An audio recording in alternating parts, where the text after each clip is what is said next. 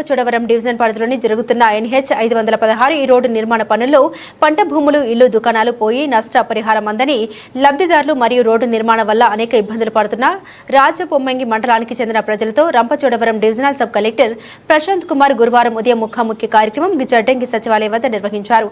Survey చేసిన తమ లిస్టులో ఇల్లు, భూములు, దుకాణాలు పోయి పేర్లు ఉండి నష్టపరిహారం అందని వారితో సబ్ కలెక్టర్ మాట్లాడారు. రోడ్డు నిర్మాణం వల్ల ప్రజలు ఎదుర్కొంటున్న సమస్యలపై స్థానిక పెద్దలు సబ్ కలెక్టర్ దృష్టికి తీసుకెళ్లారు. ఆ సమస్యల్ని ఎప్పటికప్పుడు వెంటనే పరిష్కరించాలని రోడ్డు నిర్మాణ సంస్థ SRC వారికి సబ్ కలెక్టర్ ఆదేశించారు. ఈ కార్యక్రమంలో రెవెన్యూ అధికారులు, ప్రజాప్రతినిధులు తదితరులు పాల్గొన్నారు.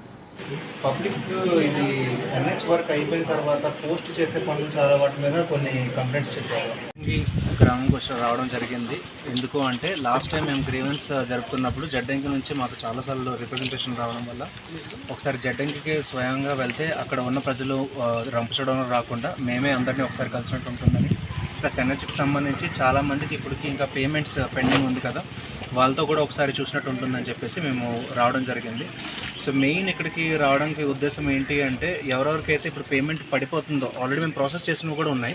సో అది వాళ్ళకి తెలియజేయాలి. ఎందుకంటే వాళ్ళకి ఇంకా రాకుండా భూమి రాశి పోర్టల్ అనేది ద్వారా ఈ NH పేమెంట్ అనేది జరుగుతుందని అందరికీ తెలుసు. అది కొన్ని రోజుల క్రితం నుంచి ఇట్స్ ఆఫ్లో ఉంది, సర్వర్ అయితే ఆఫ్లో ఉంది. సో అది అవిన తర్వాత ఎవరెవరికి పడుతుంది అని చెప్పడానికి, అండ్ ఎవరికైనా ఏదైనా ప్రాబ్లం ఉంది, సంథింగ్ పేమెంట్ రావట్లేదు అంటే ఏ విధంగా రావట్లేదు, వెదర్ బ్యాంక్ దీంట్లోనా లేకపోతే వెదర్ వాళ్ళ డాక్యుమెంటేషన్స్లోనా లేకపోతే ఇంకా ఏదైనా గొడవ ఉండి స్ట్రక్చర్ మీద కానీ లేకపోతే ల్యాండ్ మీద కానీ అందుకని చెప్పేసి మేము రావడం జరిగింది. ఆ విధంగా ఈరోజు కేసెస్ తీసుకుంటే ఆల్మోస్ట్ ఈ 4 మండలాల నుంచి కూడా మనకి సంబంధించిన ప్రజలు రావడం, వాళ్ళ సమస్యలు చెప్పడం అండ్ వాటన్నిటికి కూడా వాళ్ళ స్టేటస్ చెప్పడం అనేది అండ్ వాళ్ళకి ఎండోర్స్మెంట్ ఇవ్వడం అనేది జరిగింది.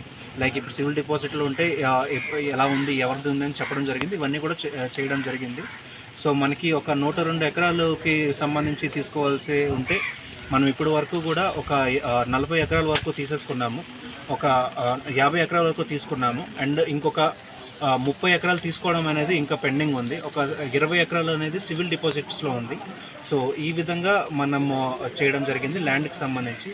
అండ్ స్ట్రక్చర్కి సంబంధించి మనకి 311 స్ట్రక్చర్స్ గవర్నమెంట్ స్ట్రక్చర్స్ తీసుకోవడం ఉంటే దాంట్లో 44 మాత్రమే ఇంకా పెండింగ్ ఉంది. మిగతావన్నీ కూడా వాటికి స్ట్రక్చర్స్ పేమెంట్ అనేది జరిగిపోయింది. సో మిస్సింగ్ స్ట్రక్చర్స్ అంటే మనం NH ఏదైతే ముందు నోటిఫికేషన్ ఇచ్చేటప్పుడు దాంట్లో ఏ మిస్సింగ్ స్ట్రక్చర్స్ ఉన్నాయని తర్వాత ఐడెంటిఫై చేయడం జరిగింది. అలాంటివి ఒక 84 స్ట్రక్చర్స్ మనం ఐడెంటిఫై చేయడం అయితే జరిగింది. అవి NH వాళ్ళకి మళ్ళీ వీటిని కూడా కలపండి అని చెప్పేసి ఇప్పుడు పంపించాం.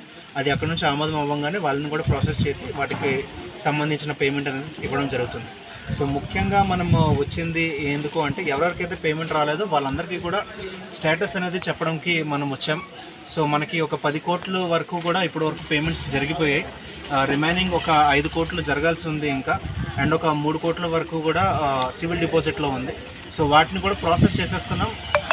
నేను ఇందాక చెప్పినటువంటి 30 ఎకరాల్లో ఒక 20 ఎకరాల వరకు కూడా ఆల్మోస్ట్ సాల్వబుల్ కేసెస్ అయిపోతాయి.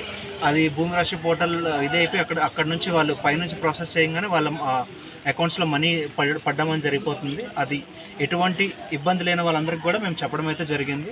సో రిమైనింగ్ ఎవరెవరికైతే ఏమైతే ఇబ్బంది ఉందో, some people are not able to bring link documents ఏవైతే తేలేనటువంటి వాళ్ళు, అండ్ కొంతమంది స్ట్రక్చర్స్ ముందు వేరే వాల్యుయేషన్ వచ్చి తర్వాత వేరే వాల్యుయేషన్ రావడం వాళ్ళు, ఇలాంటి వాళ్ళు కూడా కేసెస్ చెప్పారు.